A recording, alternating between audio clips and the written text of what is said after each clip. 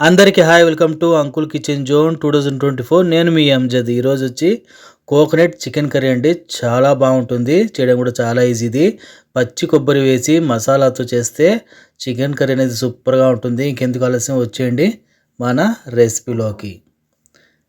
ఇక్కడ నేనైతే పచ్చి కొబ్బరి ఒక చిన్న టెంకాయ ఉంటుంది, ఆ టెంకాయలో సగభాగం అయితే తీసుకున్నాను అండి. దాన్ని చిన్న చిన్న ముక్కలుగా కట్ చేసుకోవాలి మనము. పచ్చి కొబ్బరి మెయిన్ హైలైట్ చికెన్ కర్రీకి. సగం వేసుకున్న తర్వాత ఈ విధంగా కట్ చేసుకొని దీంట్లోనే ఒక మీడియం సైజ్ టమాటా 4 ముక్కలుగా కట్ చేసి వేసుకుందాము. ఈ మసాలా మనము ఎంత నైస్గా మిక్సీ పట్టుకుంటే మనకు గ్రేవీ అనేది అంత బాగా వస్తుంది. మరి బరక్ కాకుండా వీలైనంత మెత్తగా అయితే మనం మిక్సీ పట్టుకోవాలి. చూసారు కదా, ఈ విధంగా మనం మిక్సీ పట్టుకోవాలి. బాగా మెత్తగా అయితే మిక్సీ పట్టేశాను. ఇప్పుడు దీన్ని పక్కన పెట్టేసి స్టవ్ మీద ఒక గిన్నె పెట్టేద్దాము. ఆ గిన్నెలో ఒక 3 చెంచాల నూనె అయితే పోస్తున్నానండి.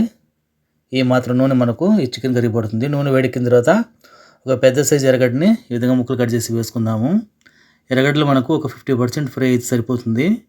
స్టవ్ అయితే ఇక్కడ నేను మీడియం ఫ్లేమ్లో పెట్టానండి. ఎర్రగడ్డలు మరీ ఎక్కువ ఫ్రై కాకుండా మనకు కొంచెం మధ్యస్థంగా ఫ్రై అయితే సరిపోతుందండి. ఈ విధంగా ఇప్పుడు దీంట్లో ఒక స్పూను అల్లం తెల్లగడ్డ పేస్ట్ అయితే వేసుకుందాము. ఇది కూడా పచ్చివాసన పోయేంత వరకు 1 నిమిషం అలాగా మనము ఫ్రై చేసుకుందాము.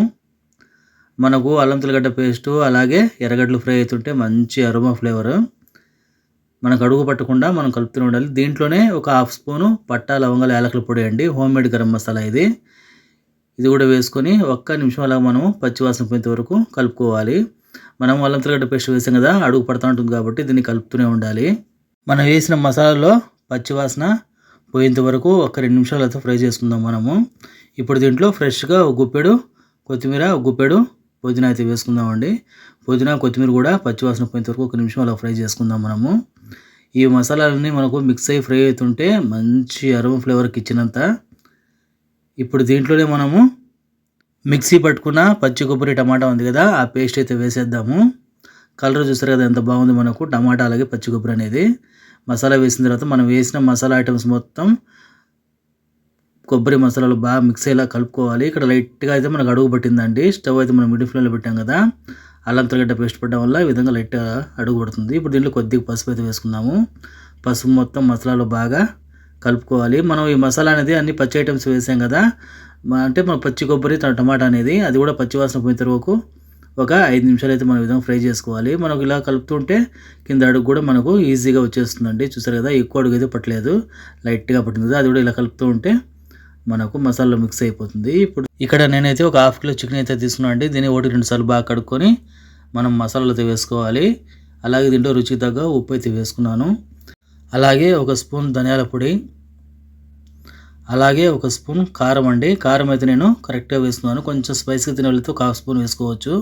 నేను వేసింది గుంటూరు కారం అంటే కారం ఎక్కువగానే ఉంటుంది, కరెక్ట్గా ఉంటుంది. ఇప్పుడు మనం వేసిన ధనియాల పొడి, ఉప్పు, కారం మొత్తం చికెన్లో మసాలాలు బాగా మిక్స్ అయ్యేలాగా గిన్నెలో 4 పక్కల చికెన్ అయితే బాగా కలుపుకోవాలండి మనము. మసాలా మొత్తం చికెన్ ముక్కలకు బాగా కోటింగ్లా పట్టాలి. ఇలాగే మనం ఒక 5-8 నిమిషాలు కలుపుకున్నామంటే ఫ్రై చేసుకుంటే చికెన్ మసాలా అనేది మనకు చికెన్ ముక్కలు బాగా పడుతుంది. ఈ విధంగా కలుపుకోవాలి. మసాలా మొత్తం చికెన్ ముక్కలకు బాగా పట్టేలాగా గిన్నెలో 4 పక్కల మనం ముక్కల్ని కింద పైన చేసుకుంటూ మసాలా కలుపుకున్నామంటే ప్రతి ఒక్క ముక్కకు మనం వేసిన మసాలా కానీ, ఉప్పు కానీ, కారం కానీ బాగా పడతాయండి. ఇప్పుడు దీన్ని అయితే స్టవ్ని మీడియం ఫ్లేమ్లో పెట్టి ఒక 5 నిమిషాలు అయితే మూత పెట్టేద్దాము. 5 నిమిషాల తర్వాత మూత తీసి ఇంకోసారి అయితే బాగా కలుపుకోవాలి. ఎందుకంటే మనం అడుగు పట్టకుండా కలుపుకుంటూ ఉంటే మసాలా కూడా మనకు పర్ఫెక్ట్గా ఫ్రై అవుతుంది. అలాగే ముక్కలు కూడా, చికెన్ ముక్కలు కూడా బాగా పడుతుంది. హై ఫ్లేమ్లో పెట్టేసామంటే మనకు మాడి పట్టేస్తుందండి, మసాలా అంతా మాడిపోతుంది, టేస్ట్ అయితే బాగుండదు. మీడియంలో పెట్టి మనం చేసుకున్నామంటే మనకు కోకోనట్ చికెన్ కర్రీ అనేది సూపర్గా వస్తుంది. ఇప్పుడు దీంట్లో మనం మిక్సీ జార్ ఉంది కదా, అందులో మసాలా ఉంటుంది కాబట్టి ఆ పెద్ద గ్లాస్తో నీళ్ళు అయితే పోస్తున్నాను. ఆ జార్లో ఆ మసాలా నీళ్ళు మనం చికెన్ కర్రీలో పోసుకోవాలి. అలాగే ఒక 1/2 గ్లాస్ అంతా నీళ్ళు అయితే పోస్తున్నాను. మొత్తం 1.5 గ్లాస్ అండి లెక్కకైతే మనకు నీళ్ళు అనేది మన గ్రేవీని బట్టి. మనం పచ్చి కొబ్బరి వేసాం కదా, మనకు కర్రీ అనేది ఎంత మరుగుతూ ఉంటే పులుసు అనేది కర్రీ అనేది అంత చిక్కబడుతుంది. అందుకే నేను ఇక్కడ పెద్ద గ్లాస్తో 1.5 గ్లాస్ నీళ్ళు అయితే పోసాను. నీళ్ళు పోసిన తర్వాత మనము మొత్తం బాగా మసాలాను బాగా మిక్స్ చేసుకోవాలి. ఈ కోకోనట్ చికెన్ కర్రీ అనేది వేడివేడిగా దోశ కానీ, ఇడ్లీ కానీ, చపాతీ కానీ, పొరోటా కానీ, బగారా రైస్ కానీ చాలా బాగుంటుందండి. వైట్ రైస్ కూడా చాలా బ్రహ్మాండంగా ఉంటుంది. ఇప్పుడు దీన్ని అయితే మనము ఒక 5 నిమిషాలు అయితే మూత పెట్టేద్దాము. చికెన్ అనేది ఈ కర్రీలో బాగా సాఫ్ట్‌గా ఉడుకుతుందండి. చాలా క్రీమీగా ఉంటుంది. పచ్చి కొబ్బరి వేసాం కదా!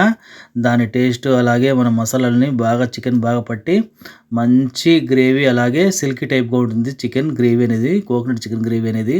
చూసారు కదా! దీంట్లో ఇప్పుడు ఒక స్పూను సోంపును పొడిగా చేసుకొని వేసుకోవాలి. సోంపు పౌడర్ వేయడం వల్ల ఈ కర్రీ ఇంకా మంచి హైలైట్ ఫ్లేవర్ టేస్ట్ వస్తుందండి. ఎందుకంటే కోకోనట్ వేసాం కదా! పచ్చి కొబ్బరి ఆ మసాలా అలాగే మనం సోంపు వేయడం వల్ల లాస్ట్‌లో మంచి ఫ్లేవర్ టేస్ట్ కూడా బావుంటుంది. ఈ సోంపు పౌడర్ వేసిన తర్వాత ఒక 5 నిమిషాలు మనము దీన్ని ఉడికించుకోవాలండి. అప్పుడే మన ఫ్లేవర్ మొత్తం చికెన్‌లో పడుతుంది. గ్రేవీ కూడా ఇక గుమగుమలాడే కోకోనట్ చికెన్ కర్రీ అయితే రెడీ అయిపోయిందండి. ఇప్పుడు దీన్నైతే ప్లేటింగ్ చేసేద్దాము. చూసారు కదా!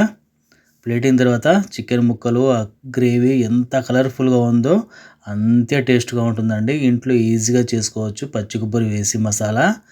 ఈ చికెన్ కర్రీ అన్ని ఐటెమ్స్‌లో కూడా చాలా బావుంటుందండి. మార్నింగ్ బ్రేక్‌ఫాస్ట్‌లో గానీ, అలాగే మధ్యాహ్నం లంచ్‌లో గానీ, నైట్ డిన్నర్‌లో గానీ చాలా బావుంటుంది. ఇది మీకు నచ్చితే లైక్ చేయండి, సబ్స్క్రైబ్ చేయండి, షేర్ చేయండి. Thanks for watching me friends.